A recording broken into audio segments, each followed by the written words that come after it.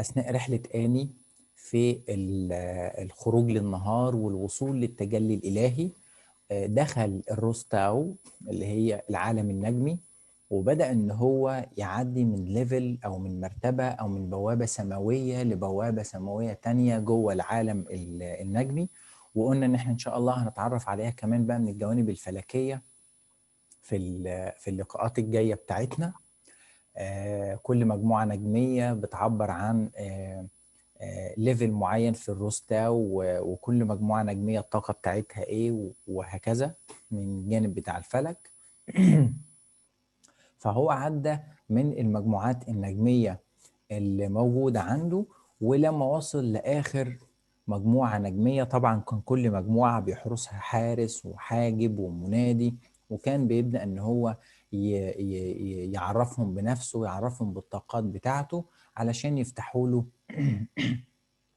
البوابات بتاعة كل بوابة سماوية. لما وصل عند البوابة السماوية الأخيرة لقى هناك أو بدأت تتعرض ليه أو يشوف قدامه البوابات بتاعة قصر أوزير، أو بوابة مملكة أوزير، مملكة الخلود، أو اليارو. دي كلها المسميات أو الوصفات بتاعة البارادايس بتاعة الجنة في مصر القديمة. كانوا بيسموها اليارو، أو كانوا بيسموها بر أوزير، بيت الخلود أو بيت الأبدية. وهنا بدأ إن هو يشوف إن البيت بتاع الأبدية أو اليارو ليها أبواب كتير جدا، وكل بوابة من البوابات دي مخصصة لدخول ناس معينة كانوا أصحاب مبدأ وأصحاب سلوك وأصحاب خير معين في حياتهم.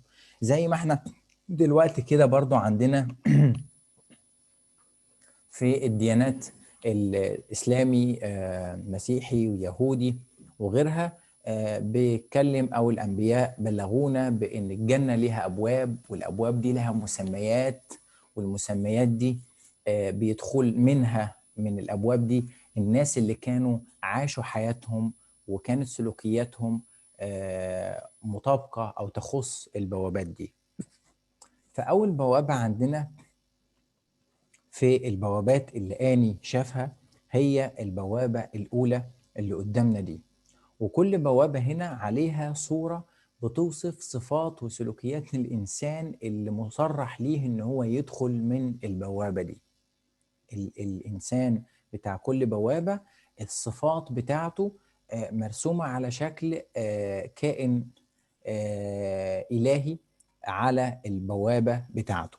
فأول بوابة هنا هنلاقي مرسوم عليها صورة بتاعة جسم آدمي وطائر، والطائر ده فوق راسه قرص شمس، وماسك في إيده سنابل قمح. وعلى البوابة من فوق مشاعل كاندلز صغيرة، اللي هي الشموع أو بتاعة الإضاءة الصغيرة. الحارس اللي موجود أو الشكل اللي موجود اللي هو بيوصف الإنسان اللي ممكن يدخل اليارو من البوابة دي، أجدادنا قالوا إن هو لازم يكون إنسان زي الطير. زي الطير ما بيطير، زي اللي هو طائر النسر ده، وبيحوم علشان خاطر يشوف الناس اللي عندهم مشاكل أو اللي عندهم مصائب وقعت بيهم، وهو بيجري عليهم ويلحقهم وبيقوي الناس دي وبينقذ الأرواح اللي حصل ليها مصائب في الإيه؟ في الدنيا. فهو ده الخير اللي بيقدمه، أو أصحاب أو الناس اللي كانوا عايشين حياتهم بيقدموا يد العون لمن أصابتهم مصيبة في حياتهم. فهو عامل زي الطائر، وعادة زي النسر، زي النسر أكتر، إن هو دايما بيبدأ إن هو يشوف الأماكن اللي فيها اضطرابات أو فيها مشاكل أو فيها حاجات بتموت أو غيره، وبيبقى بيحوم حواليها. وهنا طبعا السنبلة بتاعت القمح فبتبين السلوكيات الخيرة اللي هو بيعملها. فهو إنسان زي الطائر بيبدأ يحوم وبيدور في كل مكان، وبيبدأ دايما يقوي ده وينقذ الروح الفلانية دي.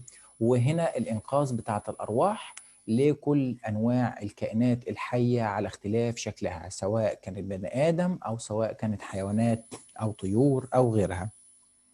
فهو إنسان بينقذ روح، إنسان بيقدم خير، فحياته أو روحه اللي هي فوق راس الطائر دي روح متوهجة، أو عنده جوانب روحية جميلة جدا بيها بينقذ الناس. فهنا البوابة دي لمن كان يعيش في حياته ينقذ للناس، يساند من عنده مشكلة أو مصيبة في حياته، بيبدأ إن هو يكون في عونه، بتفتح ليه البوابة دي وبيدخل منها. فآني لما بيوصل عندها بيبدأ إن هو يتذكر مشاهد من حياته أو مواقف من حياته، هو سلك فيها السلوك ده، أنقذ حد أو عمل كذا. فبيقف قدام البوابة دي ويقول: أنا آني، أنا من كان ينقذ المسلوبين الذين جاءوا من بعيد. أنا آني، أنا من كان ينقذ المسلوبين الذين جاءوا من بعيد. أنا اللي كانت دايما لما يجي حد من بعيد أو غريب عن البلد بتاعتي وحصل له مشكلة أثناء ترحاله في الطريق، اتسرق أو حصل له أي مشكلة وكان جاي من بعيد مسلوب كل حاجة في حياته، أنا من كنت أنقذهم وأتعاون على إنقاذ أرواحهم وإيوائهم. بعد كده بيبدأ إن هو يتعرض عليه بيت تاني من الأبواب بتاع اليارو، والباب التاني ده مرسوم برضو عليه صورة بتاعة أسد وماسك في إيده برضو سنبلة، ودي بتشير لنوع تاني من أنواع الخير والسلوكيات اللي ممكن تفتح للإنسان باب من أبواب اليارو أو البيت الأوزيري، البيت الخالد. وفوق الأسد ده في هنا تعبان كبير جدا على واجهة الباب. فهنا الأسد والتعبان بيرمزوا للقوة، بيرمزوا للبطش، بيرمزوا للغضب، بيرمزوا لكل حاجة ممكن تطلع الإنسان عن شعوره أو عن الهدوء والسلام اللي هو فيه. فهنا هو ماسك سنبلة قمح، معناها ان هو بيقدم الخير وبيبقيه عن الغضب.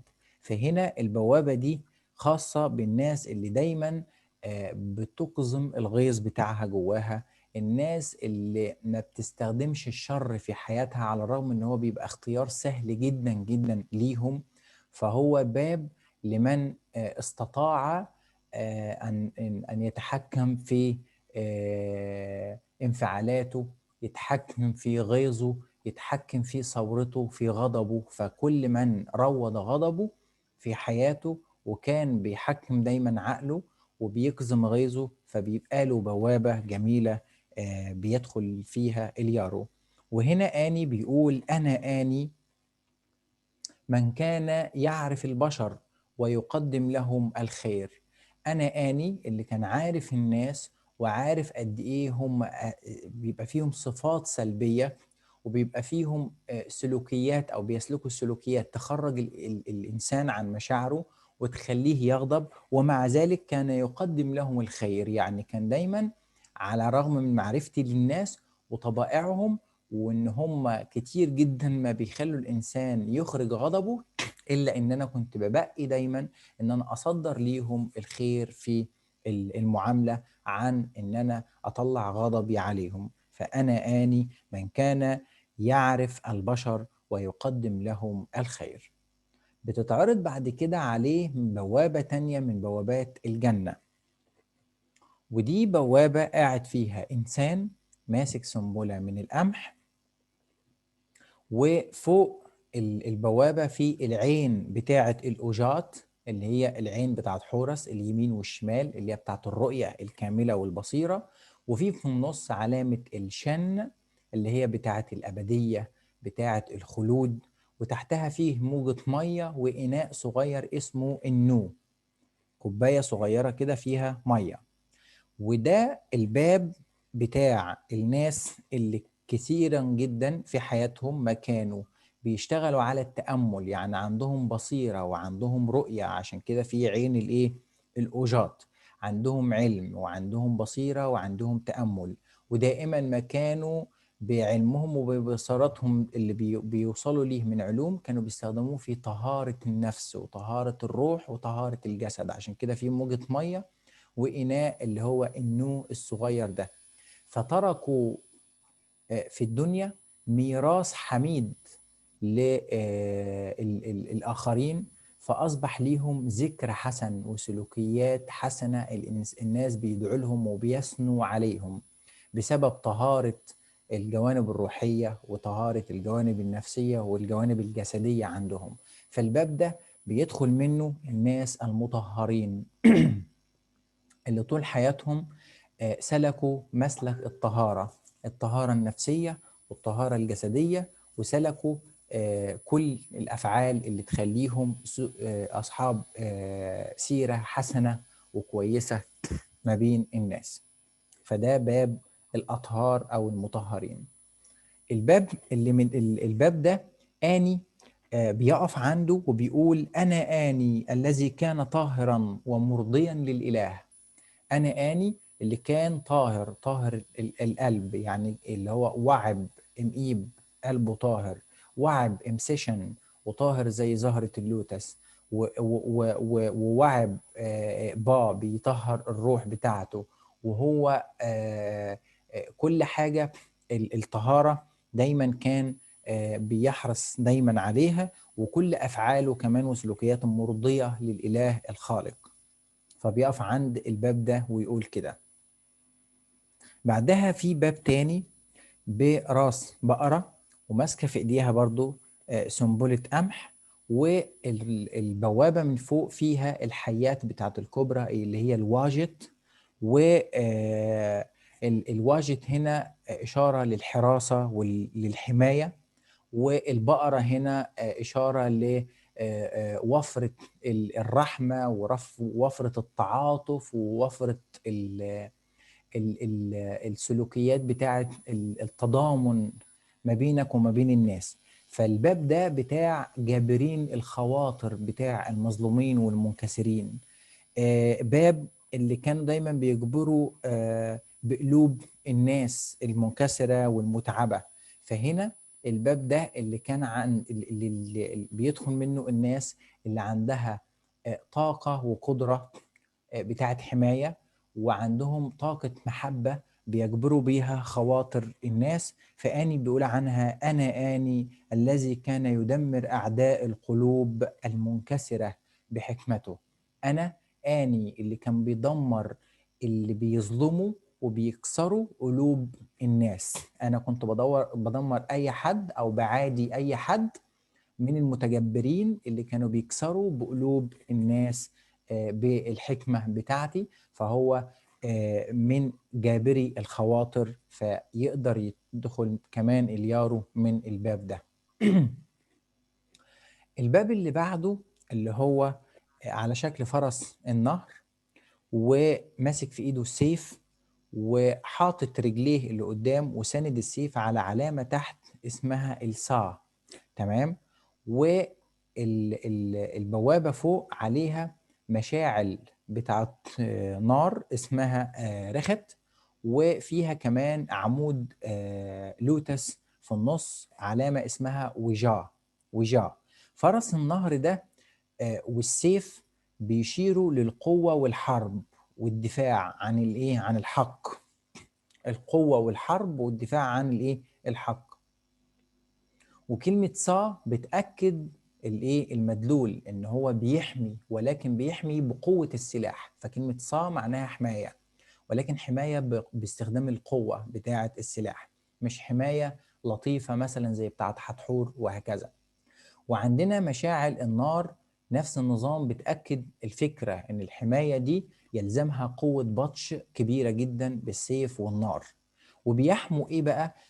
بيحموا القلوب النضرة، بيحموا القلوب الخضرة، بيحموا ال ال ال الحق دايما. وهنا بيرمز ليه العلامات بتاعت الواج اللي هي شكلها أخضر الجميلة دي. فهم الباب ده مخصص للمحاربين اللي ماتوا في حروب دفاعا من أجل الحفاظ على الأمان والسلام لأهلهم، والحفاظ والسلام على أرضهم.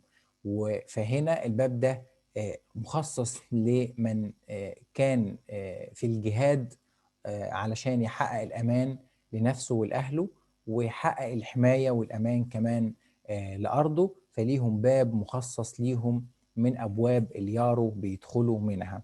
وهنا آني بدأ يتكلم عن برضو جزء من حياته أثناء الخدمة العسكرية بتاعته، لأن طبعا نظام الجيش في مصر القديمة كان الجميع بيتم تدريبه فترة معينة في الجيش زي الجيش الإلزامي دلوقتي كده. فبيقول أنا آني من يدخل السعادة ويطعن المتمردين. أنا آني اللي بيدخل السعادة والأمان على قلوب الناس وبيدمر المتمردين في كل مكان، كواحد من أبناء الجيش في وقت الشباب بتاعه. في بوابة بعد كده شكلها في راجل شكله غريب، والراس بتاعته فيها كأنها عيب خلقي هو اتولد بيه، وماسك في ايد سيف سكينة، والايد التانية سنبلة. يعني هو عنده الطريقين. الطريق الاولاني ان هو يقابل السيئة بالسيئة زيه، يعني اذا في حد تجبر عليه او حد هاجمه او حد كذا، فهو عنده القدرة للرد، وفي نفس الوقت عنده الاختيار التاني وهو رد السيئة بالحسنة اللي هي فيها سنبلة الايه القمح اللي في ايده التانية. فالباب ده فيه كمان فوق منه تعبان كبير جدا. الباب ده بيدخل منه كل من هو كان دايما بيرضى بالقدر الإلهي، الناس اللي وصلت قلوبهم للحتب، للسلام الداخلي والرضا بالأقدار الإلهية، وإن هم أصبحوا عندهم توحيد وإيمان قوي ورضا قوي بكل ما يقدره الإله. فعشان كده حتى هم عملوا ليه رمز ناس مشوهة أو ناس عندها إعاقة أو ناس كذا في حياتها بتواجه كتير جدا من الصعوبات والانتقاد والتنمر، وده بيرمز ليه التعبان اللي فوق. وعلى الرغم من هو إنسان يملك حق الرد بقوة وعنده حق المواجهة بلطف اللي هو السنبلة بتاع القمح أو السيف، إلا أن هو اختار ان هو يرضى بالقضاء الالهي وما يتذمرش على قضاء الاله، وان هو يعيش ويواجه الناس بشكل كويس، وهو راضي عن ما اعطاه الاله الخالق في خلقته اللي اتولد عليها. فالباب ده هو باب الرضا او باب الناس اللي قلبها راضي وفي حالة من السلام الداخلي. وآني هنا بيقول أنا آني من عاش في الدنيا وسط كثير من الثعابين، أنا من كنت موحدا بالإله في كل وقت وكل مكان، اللي ارتضيت بالقضاء والأقدار بتاعت الإله في كل حاجة حصلت لي في حياتي، وكنت وسط كتير من التعابين، كنت يعني بستحمل كتير جدا من الانتقاد، أو كنت بستحمل كتير من انتقاد الناس أو أيا كان من متاعب وأقدار مر بيها في حياته، ومع ذلك ظل موحدا بالإله في كل وقت وفي كل مكان. فهو باب الرضا وبيدخله كل من ارتضى بالقضاء الإلهي وما تذمرش على حكم الإله. بعد كده بنلاقي البوابات اللي بعديها، بوابة هنا على شكل كبش وليه قرنين، والكبش هنا بيرمز للطاقة الخفية أو الطاقة والقدرة، إن هو إنسان عنده قدرة على الرد، قدرة على الدفاع، قدرة على إن هو في موقف قوي أو في مكانة قوية. وفي إيده برضو سنبلة بتاعت قمح، والإفريز برضو بتاعها فوق فيها كاندلز بتاعت شموع. الشكل بتاع الكبش ده بيوحي لأن كل إنسان كان عنده في حياته مقدرة وعنده استطاعة وعنده يملك من الماتيريال اللي يقدر بيها ينتقم لنفسه، ولكن على قدر امتلاكه للطاقة والقدرة دي، إلا إن هو كان دايما بيعفو ويصفح عن الآخرين، على الرغم أنه عنده قدرة على الرد. فهنا ده باب العفو وباب المغفرة. وبيقول فيه آني: أنا آني الذي كان يستر الضعفاء، الذي كان يعمل في الخفاء، اللي كان دايما عنده القدرة وعنده المقدرة والقوة على استخدامها لستر الضعفاء، وان هو يقف جنب الضعفاء، وان هو ياخد كمان حقه، ولكن كان دايما بيعفو ويصفح، وكان دايما يساعد الآخرين في الخفاء، في ظلام الليل، او من غير ما حد يعرف مين اللي بيعمل كده. فده الباب بتاع الناس اللي عندها الشفاعة والعفو، الناس اللي عندها، اللي كانت دايما بتتصدق في الخفاء، اللي كانت بتساعد في الخفاء من غير ما حد يعرفها أو يعرف هي بتعمل إيه. المدخل اللي بعد كده هنلاقي فيه صورة حورس، وحورس هنا لابس التاج المزدوج، وهنا حورس بيشير للملكية أو بيشير لملك، وواقف على قصر، على واجهة بتاعت قصر. والقصر ده معناه ان الشخص ده كان مالك او كان حاكم لحاجة معينة، وعنده عين الأجاط، العين الساهرة، او العين اللي عندها الرؤية والعمق والبصيرة القوية. فهنا الرمز بقى، الكوليكشن بتاع الرموز ده هي رمز لكل ملك وكل حاكم، لكل شخص تولى إدارة مكان، وفي إيده قوت ورزق اللي بيشتغلوا تحت إيده. فكل إنسان كان مستنير حكم، وحكم بالعدل، وحكم بالصدق، وحكم برؤية وبصيرة. فهنا انتعشت أرواح الناس اللي مسؤول عنهم، وهنا بتعبر عنهم اللي هي الباء اللي موجودة وعلامة العنخ اللي من وراها، بحكمه العادل وبقيادته الحكيمة اللي فيها بصيرة. انتعشت أرواح الناس اللي تحت إيده، فهو ليه باب من أبواب اليارو بيدخل منها، اللي هي باب الملوك وباب الحكام، من أداروا قوت الناس بالحاكم العادل. فكل حاكم عادل، كل مدير عادل، كل شخص بيحكم وبيتحكم في أرزاق الناس، وحكم بالبصيرة والاستنارة وبالعدل، وأنعش الأرواح بتاعت الناس اللي تحت إيده، فليه باب من أبواب اليارو بيدخل منها. وآني بيقول: أنا من كان يخمد الجمر والانفعالات القاتلة، أنا من كان يحمي نفسه من الفتن. أنا من كان يخمد الجمر والانفعالات القاتلة، اللي هو كان بيكتم الغيظ بتاعه جواه، اللي ما كانش بيتصرف مع الموظفين اللي تحت إيده بطريقة مش كويسة، أو بيتجبر عليهم بصفته مدير عليهم. أنا من كان يخمد الجمر، يعني اللي كان بيبدأ إن هو أول ما النفس بتاعته تحدثه بالأفعال أو بالسلب أو بالسرقة أو بكذا، يخمد النار بتاعت الإيجو جواه، علشان خاطر يفضل دايما بالاستنارة بتاعته وبعين البصيرة بتاعته. فكان بيقول: أنا من كان يخمد الجمر والانفعالات القاتلة، من كان يحمي نفسه من الفتن. أنا اللي كنت بحمي نفسي من أي فتنة، فتنة الإدارة، فتنة المكانة، وهكذا. فده باب كل حاكم عادل أو كل مدير عادل مستنير، قدر إن هو يستخدم الاستنارة والعدل بتاعه في إنعاش أرزاق الناس أو قوت الناس اللي تحتيهم. في بعد كده بوابة تانية على شكل أسد، وفوقها قرص شمس بيرمز للروح، وفيها برضو حياة الكبرى، وماسك سنبلة القمح.